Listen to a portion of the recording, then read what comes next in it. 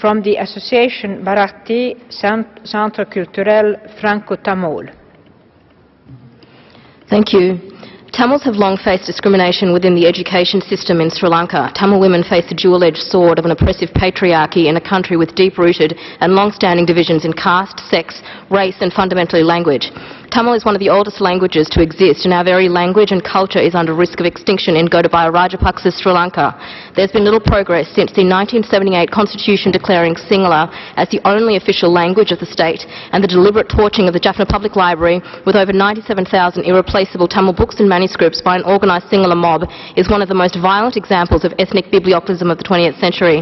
Outside of recruiting women to frontline combat positions during Sri Lanka's 10-year war, whereby women from all castes had a rare opportunity for equal expression, Sri Lanka's political divisions have targeted our vulnerable sex and still do to this date.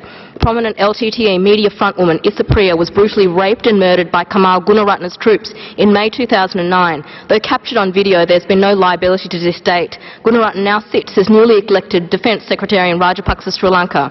Concerns exist with thousands of similar violations of human rights of Tamil women in Sri Lanka perpetrated by the country's armed militias.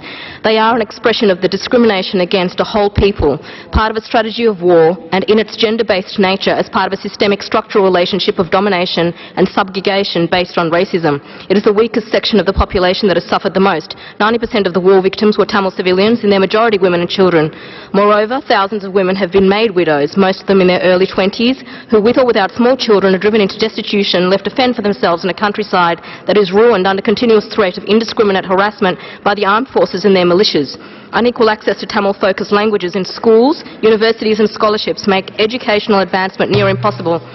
I appeal to Madam Chair and High Commissioner Michelle Bachelet, as women and humanitarians of the United Nations human rights body, to cease trade and governmental alliances with Rajapaksa, Sri Lanka, until the country's new president is tried for war crimes and human rights abuses in the International Criminal Court against Sri Lanka's most vulnerable Tamil women. Thank you.